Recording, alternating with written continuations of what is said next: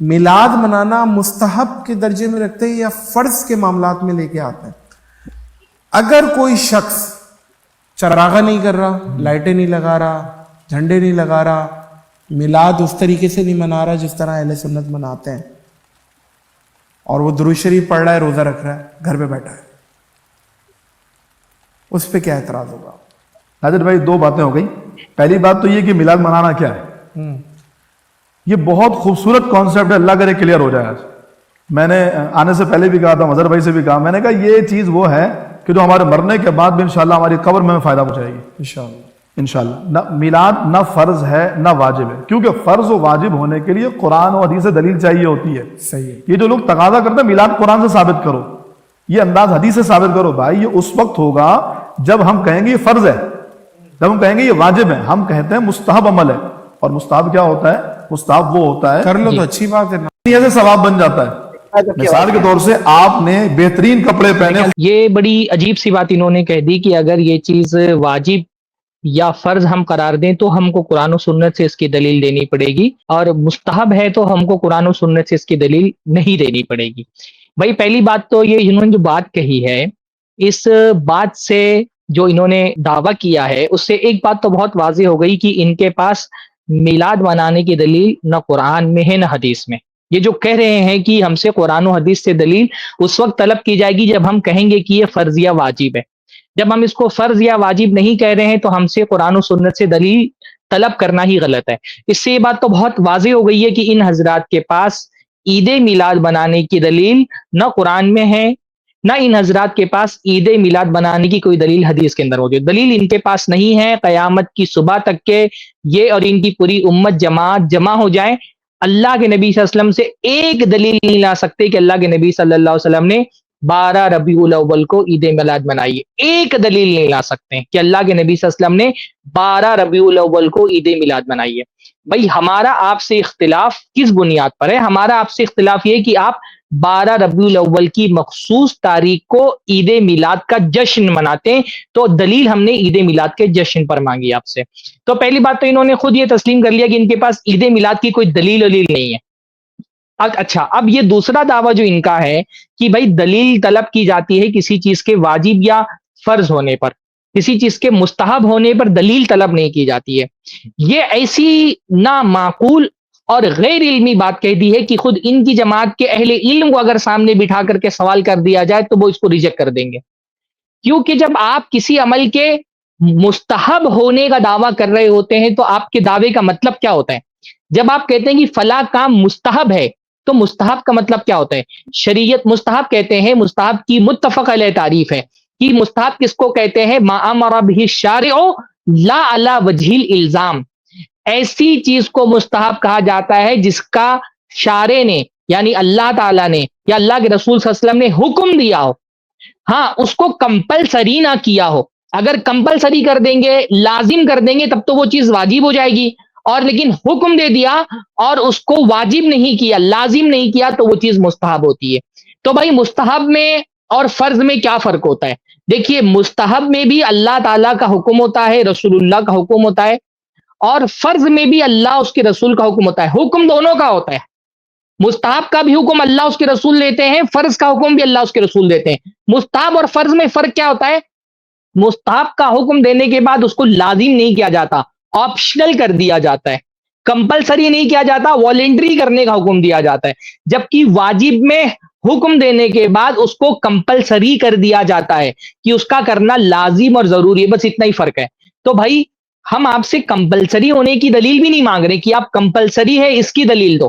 مستحب میں کیا پایا جاتا ہے کہ اس کا حکم ہوتا ہے اور اس کو کمپلسری نہیں کیا گیا ہوتا ہے، لیکن حکم تو دیا گیا ہوتا ہے نا. ہم آپ سے کہہ رہے ہیں کہ اللہ اس کے رسول صلی اللہ علیہ وسلم نے کہاں حکم دیا ہے کہ عید میلاد بناؤ. ٹھیک ہے، کمپلسری نہیں کیا، ہم کمپلسری کی دلیل بھی نہیں مانگ رہے، ہم واجب کی دلیل اور فرض کی دلیل نہیں مانگ رہے. پر استحباب ایک شرعی حکم ہے. جب آپ کسی کام کو کہتے ہیں کہ یہ کام مستحب ہے تو اس کا مطلب آپ یہ دعویٰ کر رہے ہیں کہ اس کام کے کرنے پر ثواب ملے گا. ثواب کی ایجنسی اللہ تعالیٰ نے آپ کو نہیں دی ہے، آپ نے کوئی ثواب کا ٹھیکہ نہیں لے کر کے رکھا ہے. ثواب کون دینے والا ہے بھائی؟ ثواب دینے والا اللہ ہے.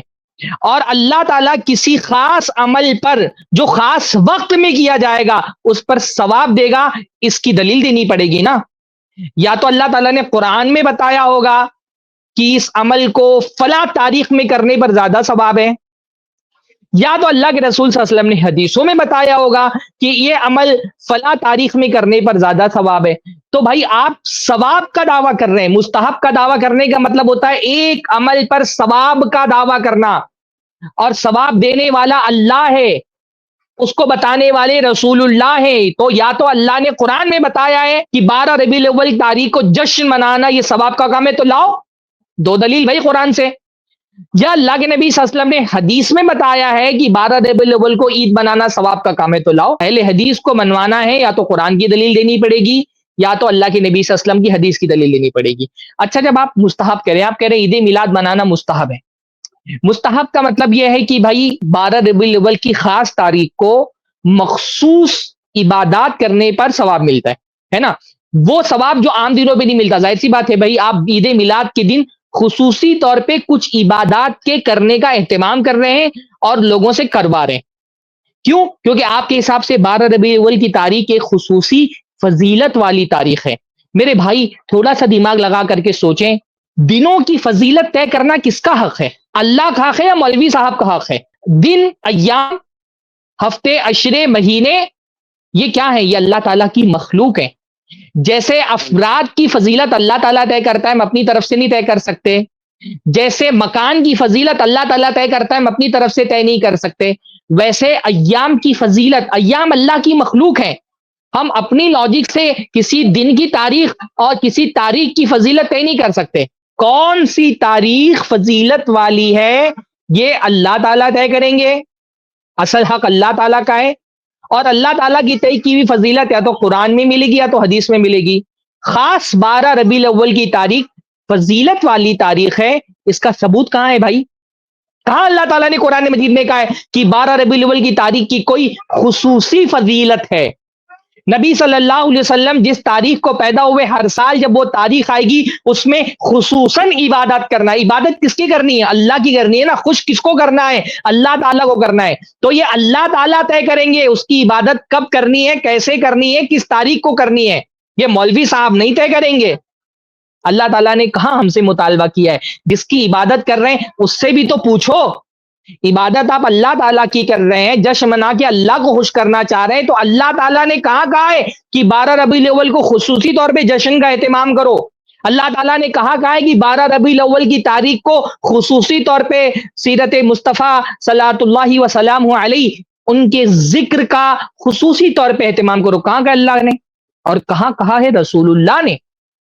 کیا آپ اللہ تعالیٰ کا دین رسول اللہ سے زیادہ سمجھنے والے؟ اگر 12 ربیع الاول کی تاریخ خصوصی فضیلت کی حامل ہے، ہر سال 12 ربیع الاول جب آئے اس دن خصوصی عبادات کرنی ہے، تو عبادات میں رسول اللہ صلی اللہ علیہ وسلم سے زیادہ عبادت گزار کوئی نہیں ہو سکتا ہے۔ ثواب کا اللہ کے رسول سے زیادہ کوئی حریص نہیں ہے۔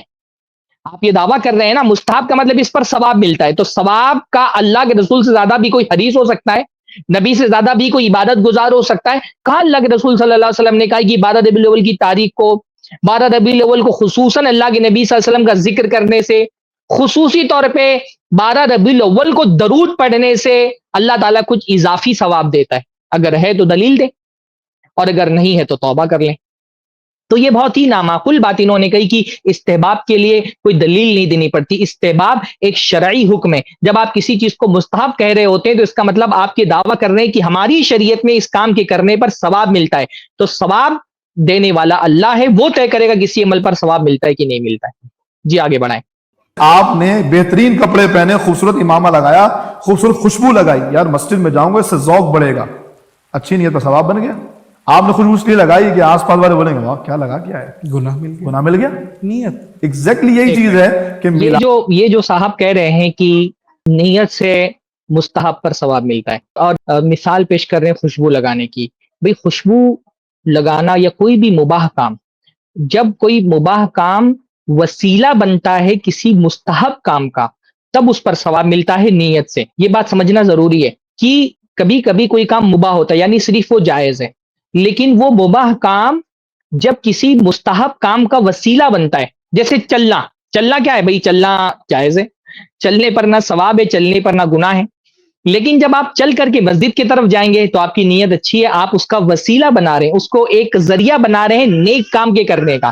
تو جائز کام کو جب نیک کام کے کرنے کا ذریعہ بنایا جائے تب جائز کام پر نیت کی وجہ سے اور اس نیک عمل کا وسیلہ اور ذریعہ بننے کی وجہ سے ثواب مل رہا ہے.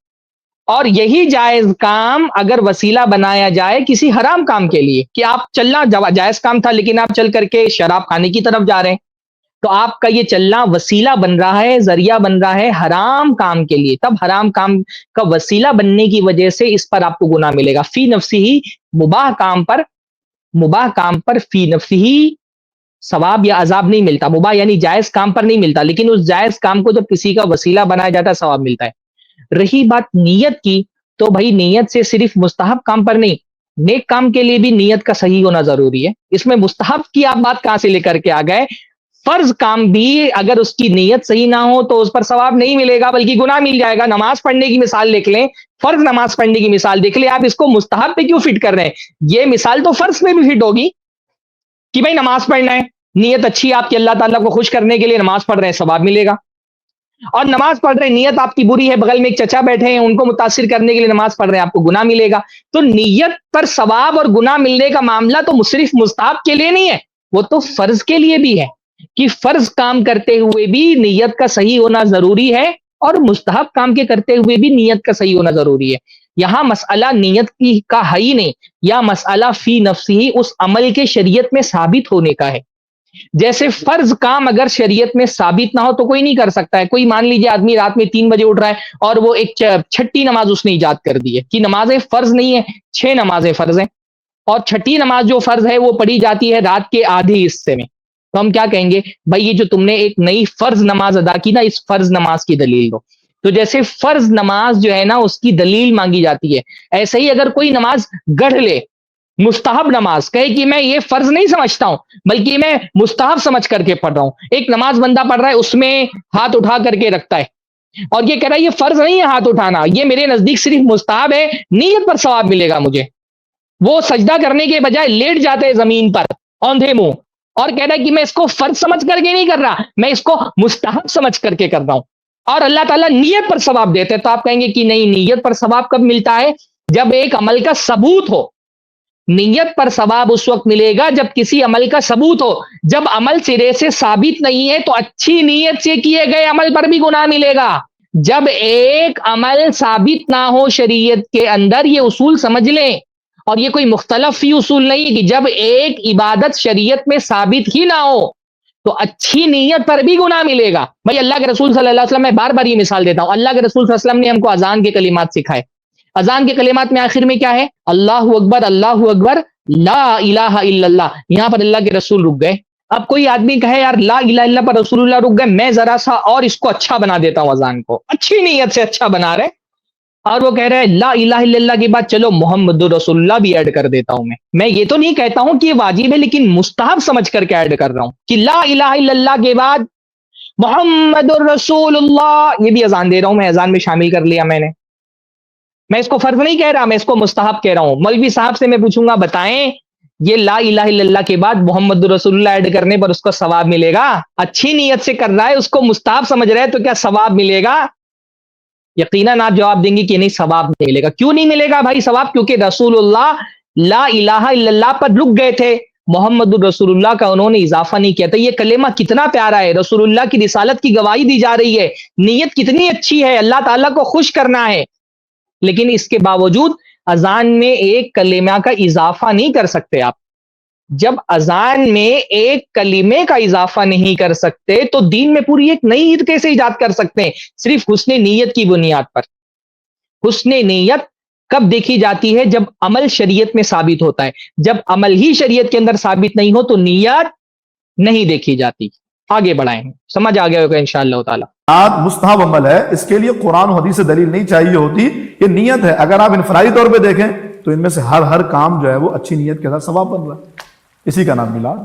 اور جو نہیں کر رہا، ہاں جو میلاد نہیں کر رہا، اب چونکہ یہ مستحب کام ہے، یہ ایسا ہی ہے جیسے میں امام بن کے مسجد نماز پڑھنے جاؤں اور آپ ننگے سر آ جائیں، تو پھر کیا حکم لگے گا؟ کوئی حکم نہیں ہے. یعنی مستحب کے کرنے والے کو ثواب اچھی نیت سے, اور مستحب کو چھوڑنے والے پر کوئی. انہوں نے کیا کہا؟ مستحب کے کرنے والے کو ثواب ملتا ہے. تو بھائی ہم یہی تو کہہ رہے ہیں کہ آپ نے ایک عمل کو مستحب کہا ہے. مستحب کا مطلب آپ نے یہ کہا ہے کہ اس کے کرنے پر خصوصی طور پہ ثواب ملتا ہے, اس دن کرنے پر خصوصی طور پہ ثواب ملتا ہے. بھائی درود پڑھنا ہے, آپ کبھی بھی درود پڑھیں, کوئی اعتراض نہیں ہے. لیکن آپ کہہ رہے ہیں کہ 12 ربیع الاول کو خصوصی طور پہ درود پڑھنے پر زیادہ ثواب ملتا ہے. آپ نے ایک عبادت جو عام اللہ تعالیٰ نے رکھی تھی, آپ نے اس کو ایک وقت کے ساتھ خاص کر دیا. جس نے عبادت مشروع کی ہے اس نے یہ بتا دیا ہے کہ کس وقت اس عبادت کے کرنے پر زیادہ ثواب ملے گا. تو جب آپ ثواب کا دعویٰ کر رہے ہیں تو ثواب کے دعوے کی دلیل بھی تو ہونی چاہیے نا. ایک عمل پر آپ دعویٰ کر رہے ہیں کہ اس پر ثواب ملتا ہے, ہم یہی پوچھ رہے ہیں کہ بھئی جب آپ نے یہ دعویٰ کر دیا کہ اس پر ثواب ملتا ہے تو اس کی دلیل دے دیں. آسان سی بات ہے. کتنی ہی نامعقول بات آپ نے کہی ہے, اور یہ بات اگر آپ اپنے اہل علم کے درمیان کہیں گے تو شاید وہ بھی آپ کا مذاق اڑائیں کہ آپ کیسی بات کہہ رہے ہیں. مستحب تو ایک شرعی حکم ہے. مستحب میں آپ شریعت کی طرف ایک عمل کی نسبت کرتے ہیں, اللہ تعالیٰ کی طرف ایک عمل کی نسبت کہہ رہے ہیں, اور آپ کہہ رہے ہیں کسی چیز کا استحباب بغیر دلیل کے ثابت ہو جائے گا. استحباب بغیر دلیل کے کیا, استحباب تو ضعیف حدیث سے بھی ثابت نہیں ہوتا ہے. آپ دیکھیں علماء کی کتابیں, اپنی فقہی کتابیں اٹھا کے پڑھ لو بھائی. مجھے تو ان لوگوں سے بہت تعجب ہوتا ہے کہ یہ اپنی فقہ کی کتابیں بھی پڑھتے ہیں کہ نہیں پڑھتے. اپنی فقہ کی کتابیں اٹھائیے اور اس میں دیکھیے کہ کیا ثواب ملتا ہے کہ نہیں ملتا ہے. کیا مستحب عمل کے لیے دلیل کی ضرورت ہوتی کہ نہیں ہوتی ہے. اس کلپ کی فل ویڈیو دیکھنے کے لیے ہمارے چینل پر ضرور آئیں. آئی پلس ٹی وی نے ایک نیا یوٹیوب چینل شروع کیا ہے جس کا نام ہے آئی پلس ٹی وی اختلاف کا حل. اس چینل پر صرف اختلافی مسائل پر ویڈیوز آئے گی, لیکن دلائل کے ساتھ اور بھائی چارگی کے ساتھ.